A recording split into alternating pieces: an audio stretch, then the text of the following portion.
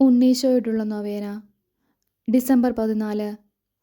മനുഷ്യവംശത്തോടുള്ള സ്നേഹത്താൽ സ്വന്തം പുത്രനെ ഞങ്ങൾക്ക് വഴികാട്ടിയും രക്ഷകനും നാഥനുമായി നൽകിയ കാരുണ്യവാനായ പിതാവേ, അപമാനത്തിൻ്റെ അടയാളമായിരുന്ന കുരിശിനെ മഹത്വത്തിൻ്റെ പ്രതീകമായി അങ്ങ് ഉയർത്തിയല്ലോ.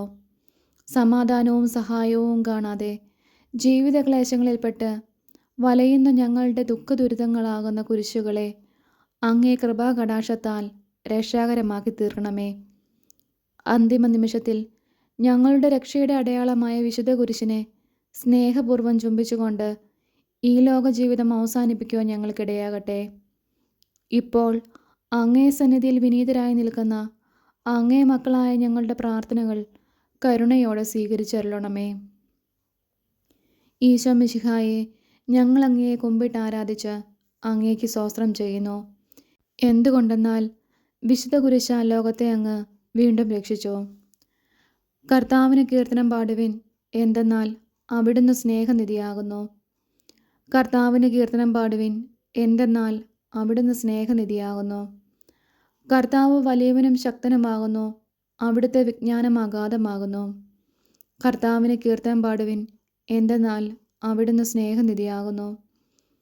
തകർന്ന ഹൃദയങ്ങളെ അവിടുന്ന് സുഖപ്പെടുത്തുന്നു, അവരുടെ മുറിവുകൾ വെച്ചു കെട്ടുന്നു. കർത്താവിന് കീർത്തനം പാടുവിൻ, എന്തെന്നാൽ അവിടുന്ന് സ്നേഹനിധിയാകുന്നു. അലയുന്ന മൃഗങ്ങൾക്കും കരയുന്ന പക്ഷികൾക്കും അവിടുന്ന് ആഹാരം നൽകുന്നു.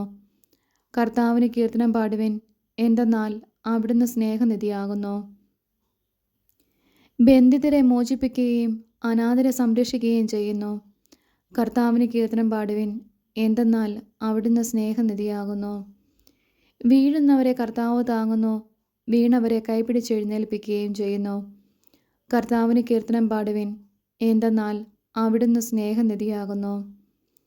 എല്ലാവരുടെയും ദൃഷ്ടികൾ പ്രത്യാശാപൂർവ്വം അങ്ങയെ കാത്തിരിക്കുന്നു. അങ്ങ് കൈ തുറന്ന് അവരെയെല്ലാം സംതൃപ്തരാക്കുന്നു. കർത്താവിന് കീർത്തനം പാടുവിൻ, എന്തെന്നാൽ അവിടുന്ന് സ്നേഹനിധിയാകുന്നു. ആത്മാർത്ഥതയോടെ തന്നെ വിളിച്ചപേക്ഷിക്കുന്നവർക്ക് കർത്താവ് സമീപസ്ഥനാണ്. തൻ്റെ ഭക്തരുടെ അഭിലാഷം അവിടുന്ന് നിറവേറ്റി കൊടുക്കുന്നു. കർത്താവിന് കീർത്തനം പാടുവിൻ, എന്തെന്നാൽ അവിടുന്ന് സ്നേഹനിധിയാകുന്നു. വിശുദ്ധ യോഹന്നാൻ്റെ സുവിശേഷം. ഇതാണ് ഞങ്ങൾ അവനിൽ നിന്ന് കേൾക്കുകയും നിങ്ങളോട് പ്രഖ്യാപിക്കുകയും ചെയ്യുന്ന സന്ദേശം. ദൈവം പ്രകാശമാണ്, ദൈവത്തിൽ അന്ധകാരമില്ല.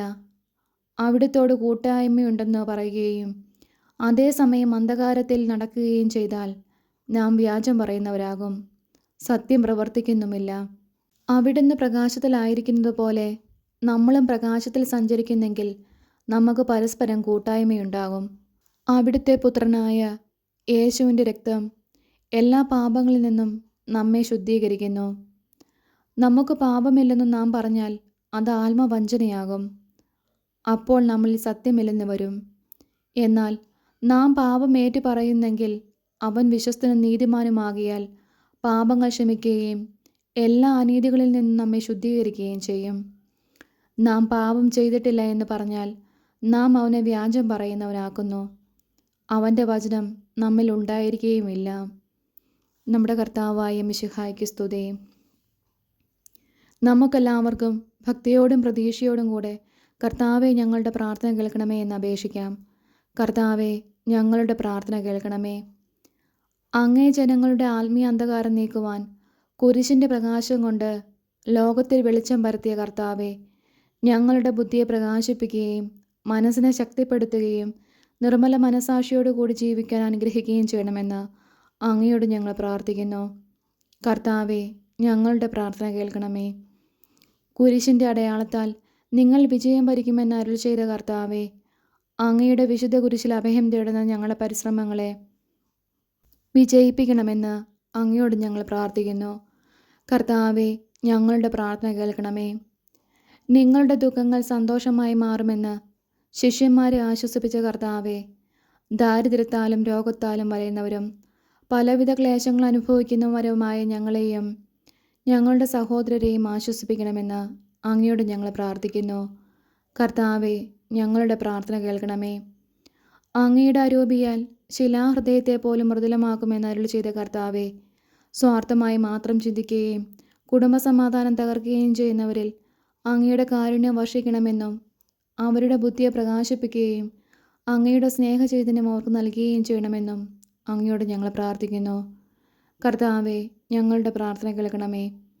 അങ്ങയെ കുരിശിൻ ചുവട്ട് നിലകൊണ്ട് വ്യാകുലയായ മാതാവിൻ്റെ യോഗ്യതകളെ ഓർത്ത് ഞങ്ങൾ കേണപേക്ഷിക്കുന്ന ഈ പ്രത്യേക അനുഗ്രഹം തന്നരുളണമെന്ന് വിശ്വാസത്തോടുകൂടി ഞങ്ങൾ പ്രാർത്ഥിക്കുന്നു.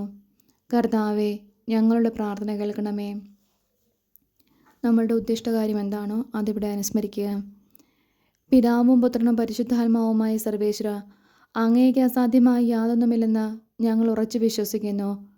അങ്ങയുടെ നിരന്തരമായ പരിപാലനവും അനുഗ്രഹവും ഞങ്ങൾക്ക് നൽകണമേ. വഴിതെറ്റിപ്പോയവരെ അങ്ങ് നേർവഴിക്ക് നടത്തണമേ. പാപികൾക്ക് പശ്ചാത്താപവും മരിച്ചവർക്ക് സ്വർഗഭാഗ്യവും നീതിമാന്മാർക്ക് സന്തോഷവും പ്രദാനം ചെയ്യണമേ.